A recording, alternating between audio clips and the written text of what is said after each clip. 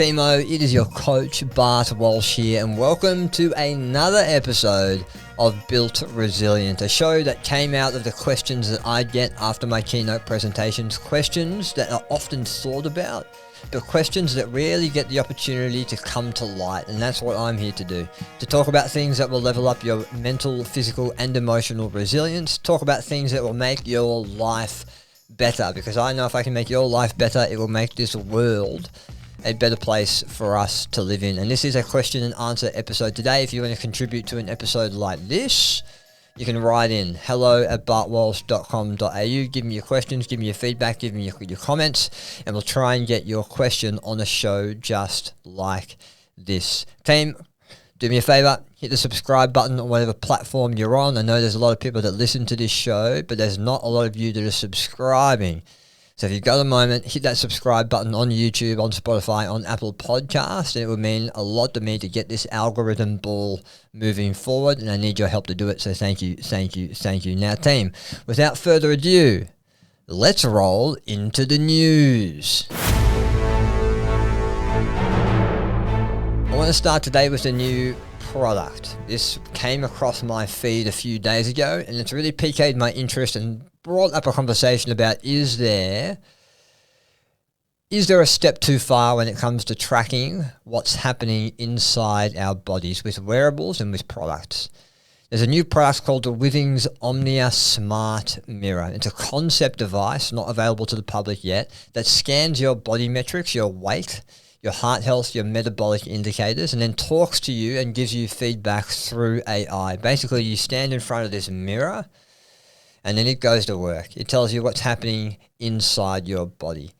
And look, I've been in the fitness industry for a very long time, and body tracking, body composition tracking, I think is a really important tool to have for a coach. But I've gotten to a point in my career now where I think you can definitely go too far with this stuff. And look, the benefits of tracking, I think, are really important. It's good to know where you stand so that you can make changes in the right direction. But there is a thing as paralysis analysis and information overload. And let me share with you a story. I've been wearing my Whoop for about 4 years now, and I bloody love it. I love how it tells me how recovered I am so that I can modulate my training intensity depending on that score. I love how it tells me how strained I am and how it tracks all of these metrics over time. I particularly love the journaling function. So you can say, yep, I took vitamin D today. Yep, I shared a space with a sleeping child. Yep, I took my medication. And then on the days that it doesn't, it can give you feedback and say, hey, on days when you do have caffeine, you're actually more recovered, and then you can change your habits based on that. I love it. But there's one new function of the Whoop that's amazing, but has made me think twice about how I use it. And they've come out with an aging function. It's a health age. And so it will tell you, based upon your Whoop data, how biologically old you are and how and compare it to how chronologically old you are. So according to my Whoop, I'm 5 years younger than my actual age, which is a big tick. That's great. But it also gives you a rate of aging. So it will tell you, hey, today you were aging faster than you were yesterday. And this scares me a little bit, because this is just basically saying, hey, you're closer to death today because of what you did yesterday. And so it's made me so anxious that I don't use it anymore. And I think this mirror may be towing that line as well. Do we really need to know how our metabolism is going today? Do we really need to know our vitamin C levels, how hydrated we are every second of every day? I don't know. The second thing I want to bring up today is the proteinification of food. It seems that every food in the supermarket is having protein added to it. Lollies added to it, chippies added to it, cereals added to it. And this is just the industry responding to the market. I totally understand. But what tipped me over the edge was Starbucks. So Starbucks are testing a high protein foam. And this foam, you squirt it like a whipped cream on your beverage, and it'll add 15 to 18 grams of protein to your morning coffee. And this made me stop in my tracks and question, do we really need to add protein to everything? And so I've been thinking, every person that I have made or encouraged to increase their protein intake, they have seen better health benefits almost across the board. And it seemed for most people, the more they ate, the better they got. Their cravings got less. They responded better to the stuff we were doing in the gym. They were feeling fuller. They were feeling stronger because of the increased protein intake, closer to that optimal mark. So we know adding protein to the diet is certainly going to help. And as a whole, adding protein to just about every food that we can think of, I think is going to have a net positive impact. But here's what the message I want you to understand. If we're adding protein to a candy bar or a chocolate bar, that chocolate bar is still a chocolate bar. It's hyper-processed and it's going to make you want to eat more. It's certainly going to increase your protein intake, particularly if you eat it every single day. But at the end of the day, that food is still hyper-processed, and we should be trying to limit those foods as much as we can. So hey, if you have a treat every other day or 2 or 3 times a week and you swap that treat to a high-protein option, I think that's going to benefit you. But do not fall into the trap of thinking that eating just protein-fortified processed foods is going to make you healthier. There is no substitute for whole foods. Foods our body has evolved to digest. So even though we're adding protein to anything, particularly Starbucks adding it to their coffee, understand there is no replacement for whole food, full stop, end of story. So I don't know. Look, I think the proteinification of food is here to stay. We're going to see it continue. But what do you think? Do you think we should be adding protein to every food under the sun? Do you think we should be just relying on whole food? What is your opinion? And the last thing I want to touch on today in the news segment team is a new app. Look, I'm always looking for different ways to make journaling, introspection, gratitude, mindfulness easier. And I came across an app that I think is a really good one. The Headspace app is a really wonderful one too if you're into meditation, and particularly if you listen to a lot of podcasts, it's audio-led. But this one's a really interesting one. It's called the Mindscape app. And look, it's an app that will give you bespoke audio stories that will make you think differently. And it'll give you lessons and thought-provoking questions that will hopefully change your habits over time. And there's also built-in habits to prompt you. So the idea is you sign up to it, it will give you an AI-led bespoke checklist for that day. You listen to the story, you do the habit, you answer the thought-provoking question, and this is a small step every single day to start looking inwards and stop being so distracted with what's happening outwards. I've seen these apps, this one and the like, totally transform other people's lives because they're sort of meeting themselves in the middle. They're not ready to sort of ditch all the tech and sit in lotus position and meditate for an hour a day. They're not quite there, but they want to take a small step forward, and this could be the bridge for that.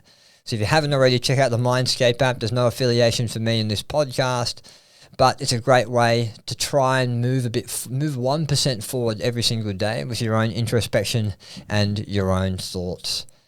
All right, team, let's move into the modern Stoic. The modern Stoic. Team, this is a segment that looks at quotes from Stoic philosophers of the past and brings their relevance into today's modern world. And today we have a quote from Epictetus. If you are distressed by anything external, the pain is not due to the thing itself, but to your estimate of it. And this you have the power to revoke at any moment.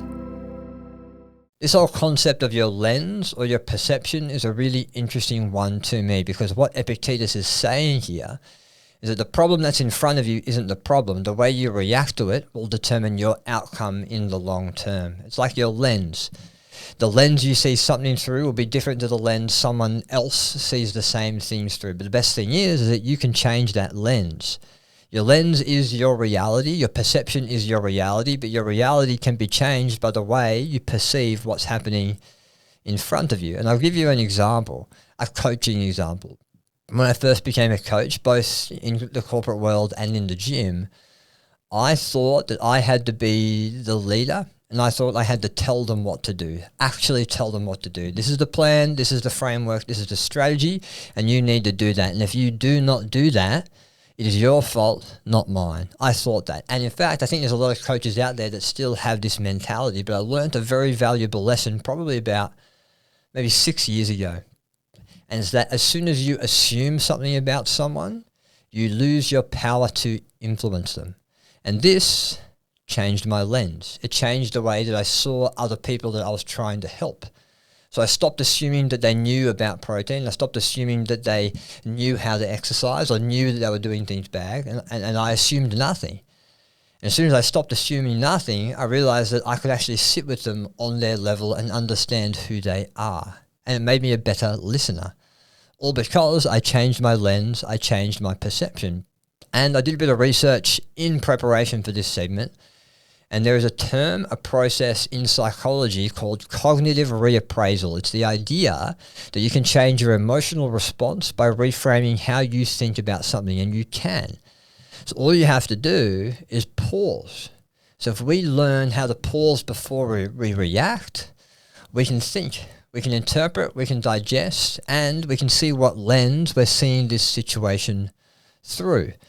So when you feel upset about something out there, like a bad email or an argument or a traffic jam, you can pause. You can teach yourself to pause and ask, am I suffering because of the event, or am I suffering because of the story I'm telling myself about the event?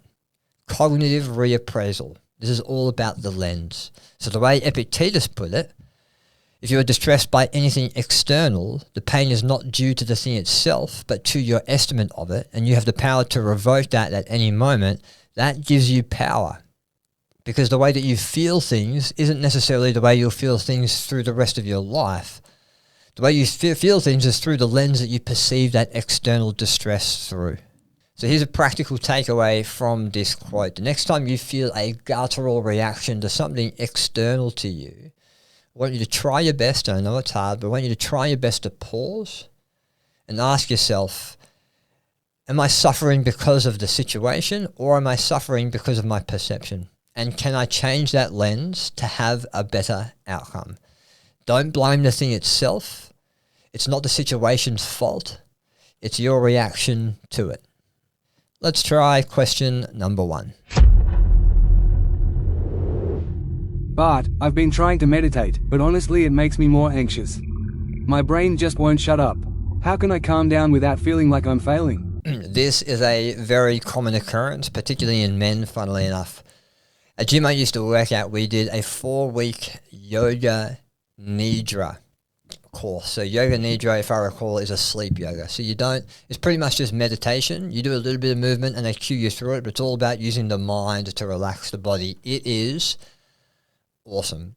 And I somehow convinced 2 or 3 of my other colleagues and members of that gym to do this course with me. I think it was 2 or 3 times a week. We had a special instructor come in. It was awesome. And I was the only one that made it through the 4 weeks.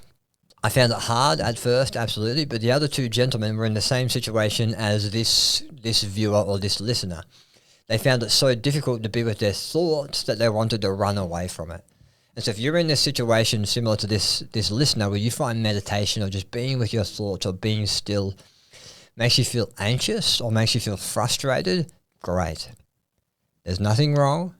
We just need to work on it, because every single human should be able to sit in a place of silence for an extended amount of time and feel that calm and be okay with the thoughts that go through their head, and then reacquaint themselves with how their body is feeling.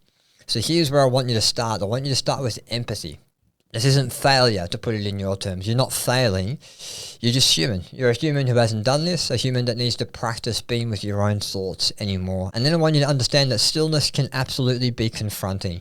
It reveals what's really buried beneath us. And if we're in a state of internal chaos where we're not happy with the person that we are, or we don't like the person that we are, of course it's going to be hard to sit in that stillness. So if that is the case, then hey, we do need to look inwards. Perhaps it is time to download that Mindscape app and start being okay with understanding how you feel and being okay with the person that you are, and convincing yourself that, hey, you do actually love yourself and you can sit and be in the same room with yourself for an extended amount of time. And look, just because it's hard, I don't think it's a reason not to do it. The research is very, very, very clear on meditation and mindfulness. Even just 60 seconds of mindful breathing can lower your heart rate variability and can lower your cortisol within 60 seconds. And that alone in the modern day world is enough evidence for me to stick with this practice and find a way to make it work for you. And hey, maybe it's not meditation, maybe it's not lying in a room with other people or by yourself and trying to find Om or trying to find your center or enlightenment, perhaps it's in a different way. So here's another swap. Maybe try active mindfulness like walking. I do this every now and then. If I find myself before a presentation in particular hard to focus on one thing at a time, I'll go for a walk. I won't put my headphones in. I'll just go for a walk and try and notice things. I'll try and notice how the color changes on the flower of the tree. I'll try and notice the different shapes of the leaves on the different trees that I pass. I'll try and notice the inconsistencies of the cracks in the pavement, because I find that a lot of people find it easier to be still through movement. That doesn't make sense. To be at peace through movement. You can't be still through movement.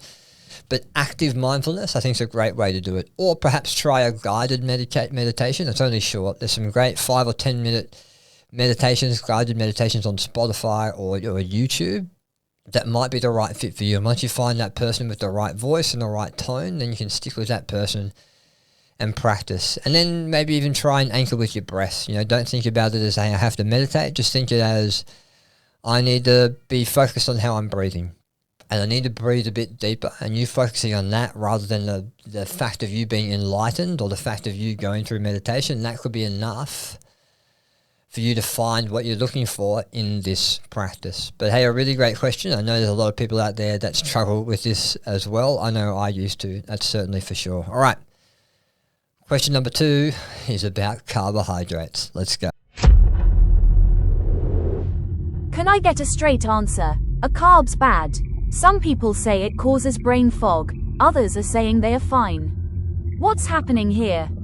I'm going to say this right from the outset of the answer of this episode. Carbohydrates are not the devil. They are an important part of a very balanced diet, particularly in the modern world. But there are always exceptions to the rule. If we look at the 3 macronutrients, protein, carbohydrates, and fats, there are some proteins or there's some amino acids that are essential, which means our body can't create them themselves. We have to get them through our diet. Same with fats.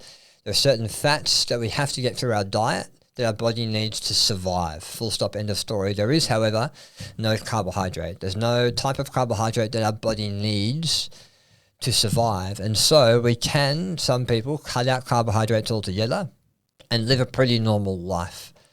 But I know you guys, and I know a lot of you train hard, both in strength and in conditioning work.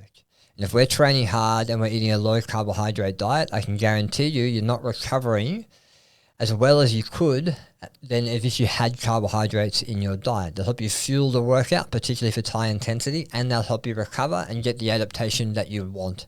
You can build muscle on lower carbohydrate diets. You can get aerobically fit on lower carbohydrates diets. I've done it before. But it's harder, in my opinion. And so I want to take this myth about carbohydrates being evil and putting it to the side. If we're eating highly processed carbohydrates, we're eating a lot of foods with added sugars, a lot of stuff from packages, stuff that's been put together by a machine, that's the stuff we need to avoid. That's the stuff that you could consider, quote unquote, the devil, even though I don't. But we should be focusing more on whole food carbohydrates. We're talking about rice. It can be white rice. It can be brown rice. It can be black rice. We're talking about all sorts of colors of potato, purple, white, orange, yellow, what have you. These starches that come from nature, our body will digest better, and they also contain the fiber and the vitamins and the minerals that will make our body hum, make our body thrive. And so let us be clear right here. Carbohydrates are not the devil. If you are still convinced you need to cut carbs to lose weight, write in. Let me know your situation. Let me know what you're eating. Let me know your diet. And let me put you on the right track on some habits that we can change so you can still enjoy your life, eat those carbohydrates and lose weight and be in the best shape of your life. Carbohydrates are not the devil. But processed carbohydrates might be considered if we eat too much of them. Okay. Question number 3.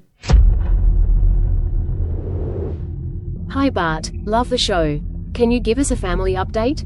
What's the best and most challenging part of being a dad? Thanks. Hey, I love this question. This is great. For those that don't know, we have 3 kids in our family. We have 2 that live in our house and 1 that lives in our heart. Aurelian passed away 31 minutes after he was born back in 2020. But we have little Lysander, who's 3 years old, and we have little Esme, who is 8 months old as of this week or last week. And it is a trip. I feel like the last 8 months in particular, since Esme joined the world, have been just a blur of busyness, of work, of presenting, and of being a dad. And look, I think the best part, I think a lot of parents can attest to this, is seeing your kids develop and learn, and not necessarily take on habits that you have, but develop their own. Both of our kids are very physical, Esme even more than Lysander, funnily enough. But they're very physical and they're very strong, and we're very aware that we live a very healthy and different lifestyle to a lot of people, so we're very aware of not shoving that lifestyle down their throat. But they're adopting it, they're moving quite a bit. Lysander's eating broccoli, it's one of his favourite foods, funnily enough. And I think that's through the actions that we do. We don't say you have to eat it, we just eat it, and we know that they'll follow our actions, absolutely. So I think the best part is watching them develop and take on their own identity and their own personality. Particularly Esme, she's so driven, and yet she's so stubborn. She's already started standing on her feet, taking a few steps. It's incredible. But I think the hardest part is probably almost the same thing, because as they say, your kids are a reflection of you, and I'm seeing some habits in Lysander particularly, and it's like looking in front of a mirror, and he's going to have the same problems that I have, the same issues that I have. And I think the challenging part for me is letting him figure it out for himself. All I want to do is go in there and say, hey, I know how you feel. I've been there too. Let me fix it for you. But I know that he's not going to learn and grow because of it. He feels a lot like me. He's very cerebral like me. He thinks a lot. I can tell he's going to take on a bit of my anxious tendencies. Absolutely. But I'm at a point where where it's really challenging to not fix it and just to help him through it. I think that's sort of what's hanging on me at the moment, but also it's responsibility. Like, I feel like every second of every day I'm faced with a question of whether to be a good dad or a selfish dad, to be present or to be unpresent. And there needs to be moments of my life where I need to be disconnected, because hey, we need to earn money, we need to survive, we need to keep a roof over our head, absolutely, and that requires me to travel and do keynote speeches and sit behind a desk, absolutely. But at the end of the day, I love being a dad. I do. It's one of the best things I think I've ever done in my life. I love my family. I love my wife. I love my kids. And I'm going to do everything that I can to set them up to be the best versions of themselves they can be, just like you. If I can impact them like I'm helping people through this podcast, I think I'm doing something right. So that's a bit of an update. I hope that scratches your itch.